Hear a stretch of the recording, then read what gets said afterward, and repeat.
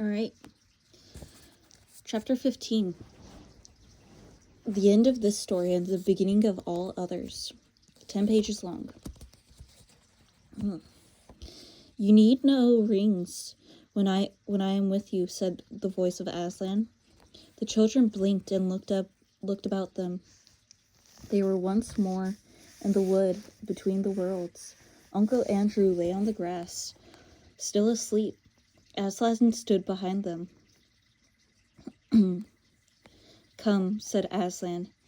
It is time that you went back. But there are two things to see to first. A warning, a command. Look here, children. They looked and saw a little hollow in the grass, with a grassy bottom and warm and dry. When you were last here, said Aslan, that hollow was a pool. And when you jumped into it, you came to the world where a dying sun shone over the ruins of Char. There is no pool now. The world is ended, as if it had never been. Let the race of Adam and Eve take warning. Yes, Aslan, said both children. But Polly added, but we're not quite as bad as that world, are we? Not yet, daughter of Eve, he said. Not yet. But you are growing more like it. It is not certain that some wicked one of your race will not find out a secret as evil as the deplorable world, and use it to destroy all living things. And soon, very soon, before you are an old man and an old woman, great nations in your world will be ruled by tyrants who care more for the joy and who care no more for joy and justice and mercy than all the than the Empress Jadis. I can speak. Let your world beware. That is the warning. Now for the command. As soon as you can, take from this uncle of yours the magic rings and bury them so that no one can use them again. Both children were looking up into the lion's face as he spoke those words. And all at once, they never knew exactly how it happened. The face seemed to be a sea of tossing gold in which they were floating, and such a sweetness and power rolled about them and over them and entered them that they had felt and never really, and that they felt they had never really been happy or wise or good or even alive or awake before. And the memory of that moment stayed with them always, so that as long as they both lived, if ever they were sad or afraid or angry, they thought of that golden goodness, and the feeling that it was still there, quite close, just round some corner, or just behind some door, would come back and make them sure, deep down inside, that all was well. Next minute, all three, Uncle Andrew now awake, came tumbling into the noise, heat, and hot smells of London. They were on the pavement outside the Ketterleys' front door, and except that the witch, the horse, and the cabby were gone, everything was exactly as they left it. There was the lamppost, which had an arm missing. There was the wreck of the hansom cab, and there was the crowd. Everyone was still talking, and people were kneeling beside the damaged policeman, saying things like, "He's coming round," or "How do you feel now, old chap?" or "The ambulance will be here in a jiffy." "Great Scott," said Diggory. "I believe the whole adventure's taken no time at all." Most people were wildly looking round for Jadis and the horse. No one took any notice. The children, for nobody took any notice of the children, for no one had seen them go or noticed them coming back. As for Uncle Andrew, what between the state of his clothes and the honey on his face, he could not have been recognized by anyone. Fortunately, the front door of the house was open, and the housemaid was standing in the doorway staring at the fun. What a day that girl was having! So the children had no difficulty in bustling Uncle Andrew indoors before anyone asked any questions. He raced up the stairs before them, and at first they thought he was afraid. They were very afraid he was heading for his attic and meant to hide the remaining magic rings. But they needn't have bothered. What he was doing, what he was thinking about, was the bottle in his wardrobe, and he disappeared at once into his bedroom and locked the door. When he came out again, which was not for quite a long time, he was in the dressing gown and made straight for the bathroom. "Can you get the other rings, Paul?" said Diggory. "I want to go to my mother." "Right. See you later," said Polly, and clattered up the stairs. Then Diggory took a minute to get his breath, and then went softly into his mother's room. And there she lay, as he had seen her lie so many other times, propped up on pillows with a pale, thin face that would make you cry to look at it. Diggory took the apple of life from out of his pocket, and just as the witch Jadis had looked different when you saw her in our world instead of in her own, so the fruit of the mountain garden looked different too. There were, of course, all sorts of colored things in the bedroom. The colored counterpane on the bed, the wallpaper, the sunlight from the window, and Mother's pretty pale blue dressing jacket. But the moment Diggory took the apple out of his pocket, all those things seemed to have scarcely any color at all. Every one of them, even the sunlight, looked faded and dingy. The brightness of the apple threw strange lights on the ceiling. Nothing else was worth looking at. You couldn't look at anything else, and the smell of the apple of youth was as if there was a window in the room that opened on heaven. "Oh, darling, how lovely," said Diggory's mother. "You will eat it, won't you? Please?" said Diggory. "I don't know what the doctor would say," she answered, "but really, I almost feel as if I could." He peeled it and cut it up, and gave it to her piece by piece. And no sooner had she finished it than she smiled and her head sank back onto the pillow, and she was asleep, a real, natural, gentle sleep, without any of those nasty drugs, which was, as Diggory knew, the thing in the whole world she wanted most. And he was sure now that her face looked a little different.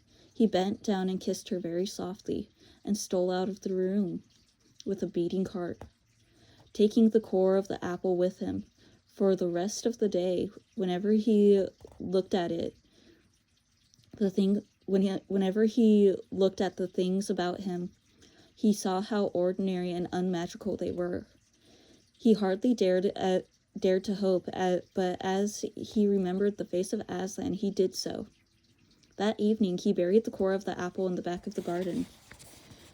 Next morning, when Diggory made his usual visit, Diggory leaned over the banisters, listened, and heard the doctor come out with Aunt Letty and say, "Miss Ketterly, this is the most extraordinary case I have known in my whole medical career. It is. It is a miracle. I wouldn't tell the little boy anything at present. We don't want to raise any false hope. But in my opinion," then his voice became too low to hear. "That afternoon he went down to the garden and whistled their secret signal for Polly. She hadn't been able to get back the day before. "What luck," said Polly, looking over the wall. "I mean, about your mother. I think it's going to be all right," said Diggory. "But if you don't mind, I'd really rather not talk about it yet. What about the rings?" "I've got them all," said Polly. "Look, it's all right. I'm wearing gloves. Let's bury them." "Yes, let's. I've marked the place where I buried the apple's core yesterday." Then Polly came over the wall, and they went together to the place. But as it turned out, Diggory need not have marked the place, for something was already coming up. It was not growing so that you could see it grow as the new tree had done in Narnia, but it was already above ground. They got a trowel and buried the magic rings, including their own, in a circle around it. About a week after this, it was quite certain that Diggory's mother was getting better. About a fortnight later, she was able to sit out in the garden, and a month later, that whole house had become a very different place. Aunt Letty did everything that Mother liked. Windows were opened, frowsy curtains were drawn back to brighten up the rooms. There were new flowers everywhere, and nicer things to eat. And the old piano was tuned, and Mother took up her singing again. Ugh, I swear I can speak. And such games with Diggory and Polly that Aunt Letty would say, "I declare, Mabel, you're the biggest baby of the three." When things go wrong, you'll find they usually go on getting worse for some time. But when things start to go right, they often go on getting better and better. After about 6 weeks of this lovely life, there came a long letter from their father in India, which had wonderful news in it. Old great-uncle Kirk had died, and this meant apparently that father was now very rich. He was going to retire and come back home from India forever and ever. And the great big house in the country, which Diggory had heard of all his life and never seen, would now be their home. That must be the big house in Narnia, or the Lion, the Witch, and the Wardrobe. God, my hand hurts. The big house with the armor, with the suits of armor, the stables, the kennels, the river, the park, the hot houses, the vineries, the woods, and the mountains behind it. So Diggory felt just as sure as you that they were going to live happily ever after. But perhaps you would like to know just one or two things more. Polly and Diggory were always great friends, and she came nearly every holiday to stay with them at their beautiful house in the country. And that was where she learned to ride, swim, and milk, and bake and climb. In Narnia, the beasts lived in great peace and joy with it, and neither the witch nor any other enemy came to trouble that pleasant land for many 100 years. King Frank and Queen Helen and their children lived happily in Narnia, and their second son became king of Archenland. The boys married nymphs, and the girls married wood gods and river gods. The lamppost which the queen had planted, without knowing it, shone day and night in the Narnian forest, so that the place where it grew came to be called Lantern Waste. And when, many years later, another child from the world got into Narnia, on a snowy night, she found the light still burning, and the adventure was, in a way, connected with the ones I have just been telling you. It was like this. The tree which sprang from the apple that Diggory planted in the back garden, lived on and grew into a fine tree, growing in the soil of our world, far out of the sound of Aslan's voice and far from the young air of Narnia. It did not bear apples that would revive a dying woman as Diggory's mother had been revived, though it did bear apples more beautiful than any others in England, and they were extremely good for you, though not fully magical, but inside itself, in the very sap of it, the tree, so to speak, never forgot that the other tree in Narnia, to which it belonged, sometimes it would move mysteriously when there was no wind blowing. I think that when this happened, there were high winds in Narnia, and the English tree quivered because in that moment the Narnia tree was rocking and swaying in a strong southern-western gale. However that may be, it was proved later that there was still magic in its wood. For when Diggory was quite middle-aged, and he was a famous learned man, a professor, and a great traveler by that time, and the Ketterleys' old house belonged to him. There was a great storm all over the south of England, which blew the tree down. He couldn't bear to simply have it chopped up for firewood, so he had part of the timber made into a wardrobe, which he put in his big house in the country.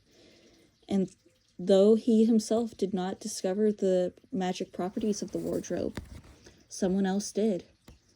That was the beginning of the comings and goings between Narnia and our world, which you could read in other books.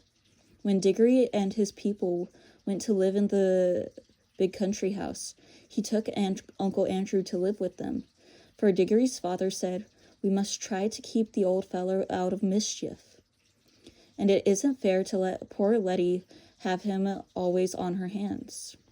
Uncle Andrew never tried any magic again as long as he lived. He learned his lesson, and in his old age he had became a nicer and less selfish old man than he had been before.